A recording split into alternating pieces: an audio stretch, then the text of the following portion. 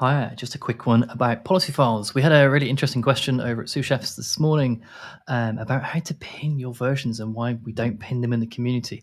This I think is a really interesting question about how dependency solving works. So I thought I'd do a quick overview and sort of link this into policy files. And we haven't done a lot of work on policy files, so this is probably the start of a series on policy files. Thank you very much. So the first question was, if you jump over the PHP cookbook, we can see we've got some depends on Yummy Pal with 0 version constraints and a Yum Remy Chef, which requires at least 501. I'm going to suggest that 501 probably, if you're using version 9 as cookbook, um, had some fixes, and we like sort of, it's our minimum base version that you sort of require there. Um, but what that leaves you with is like you having to pin your own versions in the cookbook. So, say Yum Remy Chef comes out with version 6 or version 7 that doesn't support the version of Chef that you've got. You're then left to sort of put a ceiling on that and say, like, I just don't want anything before 6 or any of these new version changes, these new big changes here. So, I'll show you how to do this within policy files, which is nice. So, this is my policy file.rb. It's just Ruby as per normal.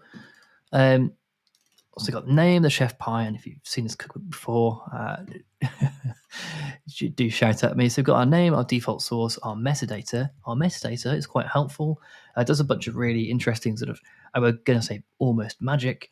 It looks in the metadata and looks at your dependency depends lines here. So if you do in your cookbook, in your wrapper cookbook, put depends line and you put a version number in here, it'll version pin those there. And what I prefer to do is have all the version pinning in my policy file, so um, all of the versions are kind of pushed into one place there. So I've got line, and then I'm going to require 443. And let's say I can require 442. So then if I do chef install policy files, it then installs 442. So if I remove that version pin, if I remove that line completely, see it will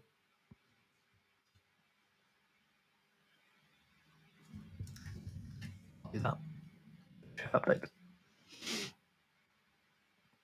And now it will update to 443. And that's how you do it. So if you've got your lock file already, and you'll see there it caught me because we've got a lock file, and the lock file says, "Hey, you've already installed 442, and I've locked to 442, and then you need to do a chef update to update the version number." So if I go back and open it, let's just say actually I wanted less than 4. Chef update, and it should take the latest 3.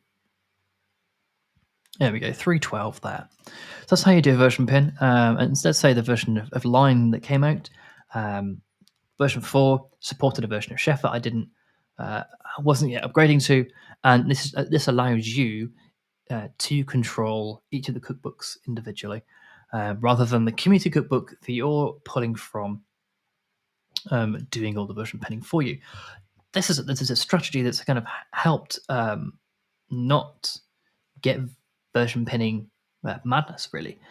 What used to happen is you would have this cookbook would require this very specific version of this cookbook, and then every time the parent cookbook would update, let's say line depended on a file cookbook and all that kind of thing.